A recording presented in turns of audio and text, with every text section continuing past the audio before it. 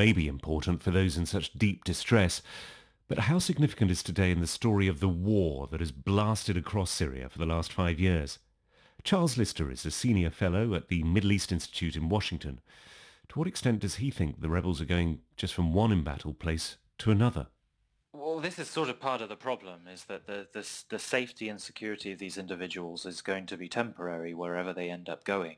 The negotiations that have been ongoing, largely between the Russian government, the opposition, and the Syrian government, has been focused mostly on trying to make sure that these civilians mostly, but also armed groups, could actually be evacuated to northern Aleppo's countryside, which is currently essentially controlled by Turkey, who intervened there against the Islamic State several months ago. What seems to have changed just literally in the last 24 hours is the terms of the agreement appear to have insisted only on an evacuation to Idlib, which inevitably is going to become a dangerous area in the next, whether it's weeks or months. It will almost certainly be one of the Assad regime's next targets.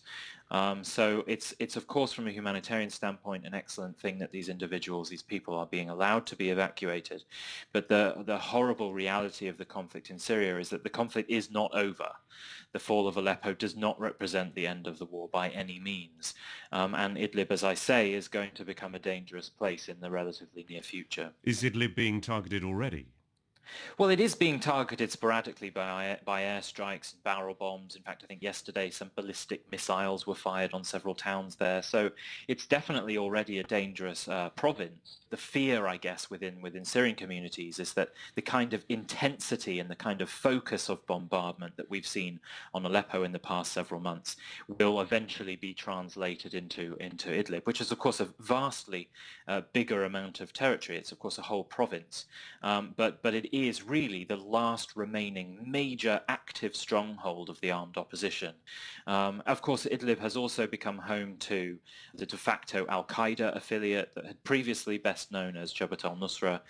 Their real stronghold is in Idlib, and in a sense, I think it has made sense strategically from a kind of brutal standpoint for the Assad regime to continue to insist on these evacuations all going to Idlib, because ultimately the objective of the Assad regime since the very first days of this conflict have been to send a message to the international community that his only enemies are extremists, are terrorists. And so by throwing everyone into the province of Idlib, he hopes, I imagine, to eventually convince the international community that with only Idlib remaining as an active conflict zone, the world should join him to fight against terrorism. And of course that completely skews the reality. The key question going forward is, what is Turkey's calculation with regards to the broader conflict and with regards to the status of the Assad regime? It's very clear here that the Turkish government made an agreement with the Russian government, which allowed Aleppo to eventually be ceded from the opposition in exchange for the Turkish government to be allowed to intervene in northern Aleppo's countryside to fight against the Kurdish YPG and the Islamic State. And that deal has, of course, been extremely detrimental to the opposition in Aleppo city, as we've witnessed over the last couple of months.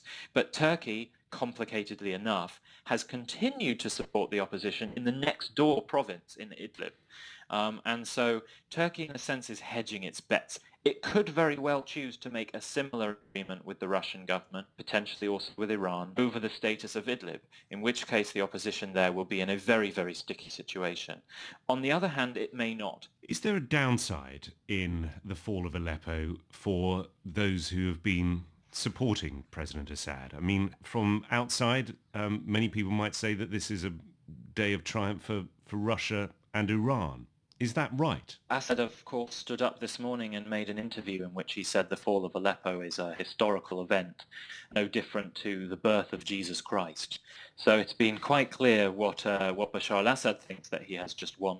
And I think for Iran it's also a very significant victory.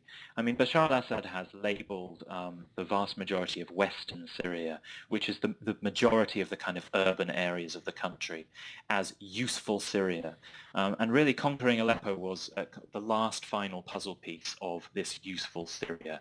So it is a major victory for him, but extremely important to bear in mind that the Syrian government itself has a major shortage of young men who have been willing to conscript themselves into the armed forces. So the vast majority of armed men who have captured Aleppo on behalf of the regime have been militiamen, most of them ultimately controlled by Iran. And this doesn't represent a long-term solution for Syria. And it also poses a major problem for the regime because holding the city is going to demand a significant number of fighters to remain in the city full time to keep control of it. And we've already seen the regime's loss of Palmyra just several days ago to the so-called Islamic State. And that was an indication of this manpower problem that the regime continues to face. Charles, we've discussed the strategic importance of Aleppo. We've tried to bring out the stories of human misery.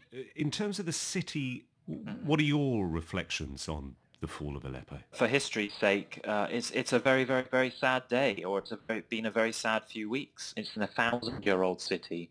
It was the biggest and most populated city in Syria prior to the conflict that we've seen develop.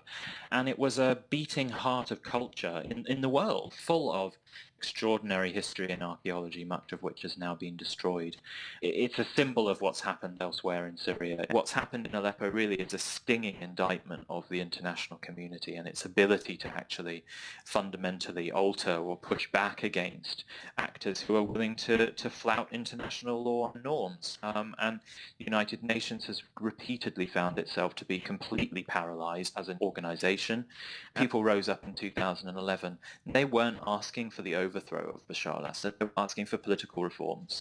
And they were met by bullets and gas, and then they've since been met by barrel bombs and chemical weapons and ballistic missiles and cluster munitions and what have you. At no point in the last 5 to 6 years has the international community done anything to determinedly stop that from being the case.